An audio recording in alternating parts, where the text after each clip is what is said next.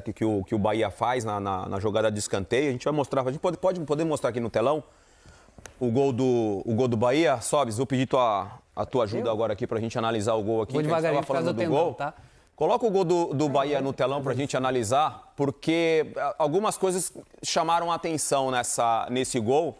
O Vasco, vale lembrar, né, Rizek, Felipe, Richards, você que está acompanhando de casa, vale lembrar que é o 5º jogo do Vasco. Ou seja, são 15 pontos, a quinta derrota. Disputados. Quinta derrota seguida do Vasco.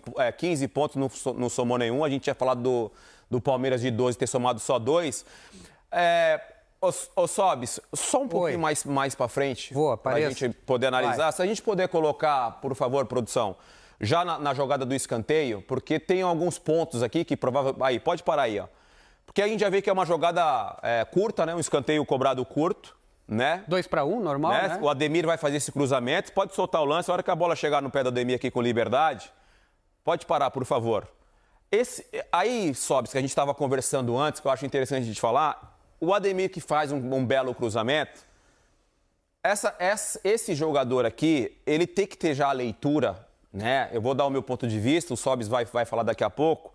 Ele tem que tomar a atitude de tentar diminuir esse espaço aqui. Se ele já percebe que lá na origem vai ter um escanteio curto, ele já pode ir saindo da área e se aproximando do lateral esquerdo, o Piton. Ele vai se aproximando, porque aí você faz o 2 contra 2 aqui, pelo menos você tenta diminuir a liberdade no cruzamento do Ademir. Solta o lance.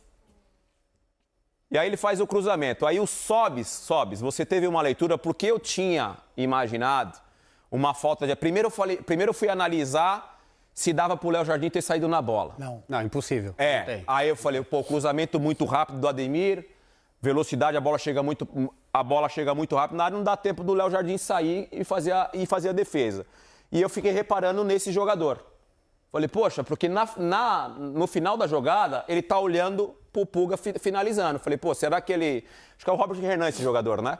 Ele já tá olhando pro Pulga que nem saltou para finalizar. Eu falei, caramba, um erro de marcação aí. Mas aí você, Sobes, me chamou a atenção para um outro detalhe. Tem várias variáveis. Se voltar um pouquinho, dá para ver... aqui, assim, mais um pouquinho, por favor. Aí. Se a gente observar, né, aqui já está um 2-1, já faltou a leitura desse atleta aqui de ele vir encurtar, porque não tem ninguém para ele. Esse é o Ryan. E vocês veem quando dá o play, ele vai olhar para cá e vai ver que já não tem ninguém para ele marcar. Ele dá uma olhada, não tem ninguém do Bahia. Então aí que ele tinha que sair. Pô, ó, solta que ele vai dar uma olhadinha, ó. Pode ver que ele dá uma olhadinha e não vê ninguém, ó. Ó, olhou. Não tem, então tem que sair. Faltou leitura do lugar onde ele estava. Sim. Aí vem a sequência da jogada. Aí, parou. O que acontece? Isso aqui é jogada ensaiada. Isso aqui é jogada ensaiada. Pode ver, ó. André Gomes, ó. Não o Ryan. Ryan tá aqui, ó. Olha lá. Esse aqui é o Ryan. Lá chama atenção. Olha lá, ó. Aquilo é jogada ensaiada. Tem 3 jogadores lá nas costas, onde ninguém imagina. A tendência de um canhoto é jogar em direção ao gol. Que é o que ele faz. Não, ele joga lá no segundo pau. Ele muda. Senão ele estaria pro gol para alguém entrar. Olha lá o segundo pau como tá. Agora solta. Olha que interessante, ó. Aí, parou. Muita gente, né? Eu escutei muita gente falou que foi o Robert Renan que errou. Eu fui um dos. Errou Sim. Mas aqui, ó. A falha tá aqui.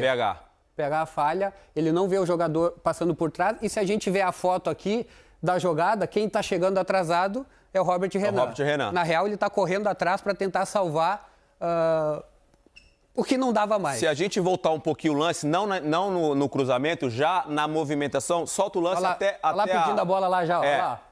Até a movimentação que o Pulgar faz, que ele passa por trás do PH. E aí tá esse detalhe, né? Porque aí tem uma movimentação, fala, Felipe. O erro já começa na hora que ele toca a bola, que ele faz um 2, na hora que ele toca a bola no Ademir. Se você voltar no início da jogada, sim, o Piton, ele esquece totalmente do número 15. Do Araújo. Ele esquece totalmente. Olha só, o Michel vai tocar a bola para ele. Ele vai ficar aqui. Se o Michel ele faz um movimento de profundidade agora, ele recebe a bola e o Piton está praticamente de costas. Esse é o primeiro erro. Depois esse alguns outros erros. E aqui também, né, Fê? Esse é o segundo erro. Aqui, né? Que ele teria que sair também. E depois alguns outros erros que são básicos. Eu concordo com o Rafa. Na verdade, o primeiro erro acaba sendo do PH. Do PH. Né? Mas o corpo deles eles estão assim... Tá tudo errado. Olha você fazer uma leitura corporal dos caras, os caras estão marcando. Ninguém tem... Então, todo mundo olhando a bola. Diagonal. Todo mundo olhando a bola. Corpo mal posicionado, pescoço dos caras. Que difícil achar algum acerto aí, então, no exatamente. São muitos erros. Porque como é que tá? Às vezes você não precisa nem estar com o corpo posicionado, mas aqui o pescoço e a coisa principal, a comunicação. Eu falei pro Sobis, por favor, lá eu não fui marcador e vocês podem falar melhor do que eu, Felipe e Richarlison que jogaram na parte defensiva, o Richarlison lateral. Esse movimento do PH, ele não tem que estar... O pulgar... Depende. O pulgar tá aqui. Depende. Não, aqui, ó. Só me corrija se eu estiver errado. Esse é o pulgar. Eu sou o PH. Eu não tenho que fazer esse movimento aqui, ó. Depende. Olhando bola que vai ser cruzada e tô aqui, ó. Primeiro a gente entendeu... O pulgar passa aqui, ó. Mas qual foi a marcação? Se foi zona... Ele não tem que marcar ninguém. Mas nesse cenário Se for zona, aqui... é cada um na sua parte. E aí o erro do PH é o seguinte, eu sou o último homem. Eu não posso tomar a bola nas minhas costas. Exato. Aí ele tá errado. Porque assim, ao mesmo tempo que ele tem que cobrir o Robert Renan, que tá na frente dele, porque nessa marcação de zona, ninguém corre para trás. Você só presta atenção da frente. Exato. Então o Robert Renan não tem que se preocupar com as costas dele. Quem tem que se preocupar com as costas dele é o PH. E aí o erro é do PH. Porque ele não fecha nem o Robert Renan, nem a dele. Por isso, nesse caso, é o corpo. Essa leitura o corpo corporal. dele, e na hora é o seguinte, vamos lá, é zonal, beleza. Mas a partir do momento que o atleta ele corre pra zona dele, ele tem que marcar. Então ele não marca. E ele outra, para, né? Ele fica parado. A jogada é tão clara que eles estão criando superioridade numérica lá atrás. São 3 atletas para 2. E aí o que ele tem que fazer? O mínimo que eles tinham que fazer é abrir o corpo para estar olhando diagonal, o pescoço e fazer assim para olhar. Se eles fazem isso aqui, eles dão um passo para trás, eles seguram como você falou e tá tudo certo. Ou chama mais um parceiro e fala assim, ó, tá sobrando, tem 3 aqui, vamos dar um passinho pra trás. Num dia em que o Vasco foi completamente dominado, ele errou tudo no gol que definiu o jogo. Esse é um erro realmente assim. Isso aqui, além de tudo, isso aqui é gol de treinador. Porque provavelmente o Rogério viu como o Vasco marca. Olha lá, tem um jogador que sai. E tá com um a menos, né? É bom lembrar. Exato, tem. Vou lembrar que o Vasco nesse momento tá com um a menos. Já, pai. Peguei outro detalhe já. Isso é gol de treinador. Gostoso. E eu peguei a sua confissão que você, como ponta, não recompunha, não fechava, não marcava ninguém. Peguei a sua confissão também aqui. Na bola parada, no escanteio, ou eu ficava no primeiro pau, como ali a ponta do triângulo ali, que a gente falava na época, ou eu ficava no primeiro pau, ou eu ficava no rebote. Ou lá na frente para puxar o contra-ataque. Eu não... Aqui, ó. Olha, volta só um pouquinho, só para um detalhezinho que eu vi aqui. O Piton olha para esse jogador achando que ele tá perto, ele faz um movimento com a mão. Volta pra mim rapidinho, e ele não tá. Sobes. Os caras estão tudo trocando ideia aqui, pai, ó. Não, ele olha tá tudo errado. Presta atenção. Ó, volta lá no escanteio, os caras conversando ali, a hora que a bola sai aqui, que eles resolvem... Lá, tá em cima de chegar. Hora que eles... Olha, eles estão tudo trocando ideia aí, ó. Aí a bola entra em jogo aqui, ó. Isso com a menos. Ó. Aí eles resolvem, isso vamos ver como é que a gente vai marcar, quem que eu tenho que marcar. Quando na realidade a gente tá muito mais concentrado. Peguei mais uma. Pegamos menos. Peguei mais uma. Vai lá. Olha aqui. Que isso? Se o Pulga faz aquilo que é o normal, que é bater aqui, olha esse jogador aqui onde ele vai sair.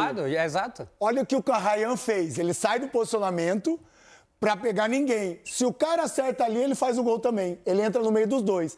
E quem tem que tomar conta das costas dele é o Ryan, que saiu da posicionamento. Não, mas nesse caso, quem tá atrás do Ryan, aquele menino que tá atrás do Ryan, ele pode fazer isso aí. Mas não dá tempo. Se eu sou... Ele não dá tempo. Não, mas por isso, é porque tem que falar. Se ele dá um passo pra frente agora, antes, não dá tempo. É o Ryan que tava ali. Não, volta um pouquinho a jogada, você vai ver. O Ryan, ele saiu. Ó. É o Ryan que tá lá, ó. Isso, beleza. Ou seja, o Ryan saiu. Não, mas o Ryan já tá... Vale lembrar que aqui o Ryan já está saindo. O David já tinha sido expulso, tá? Isso, é por isso que eu tô falando. O Ryan já tá saindo. Tinha sido expulso. O Vasco tá com um jogador a menos aqui. Nesse momento, se o volante dá um passo pra frente, agora não dá tempo pra ninguém. É isso. Agora, mas nessa hora já foi. Agora não dá tempo pra ninguém. Já era. Voltar um pouquinho. Se o volante dá um pouquinho... Como tá com um a menos, o que tinha que fazer é tirar de fato... O Barros tinha que fazer essa cobertura e o Ryan ir pra lá. Porque tá criando superioridade numérica lá. Achamos 700 erros já. Exatamente. Aonde fosse a bola ia dar gol, porque nenhum tá com o corpo pra defender. Ó, pelo que eu conheço do Diniz deve estar. Porque isso aí, nossa. Agora, assim, esse foi o erro que definiu a derrota de hoje. Mas insisto, né? O Bahia dominou, o Vasco jogou melhor. Exato. São 5 derrotas seguidas. Se você pega a lista de jogos dessas 5 derrotas, São Paulo em casa, Botafogo no Newton Santos, não viu a cor da bola, Juventude em casa, Grêmio e o Bahia.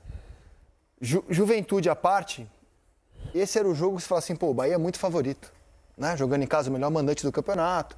O Bahia vinha com 3 partidas sem vitória ou sem triunfo. Mas era um jogo assim, cujo resultado esperado era o triunfo do Bahia, certo? O que não era tão esperado é a atuação do Vasco, né?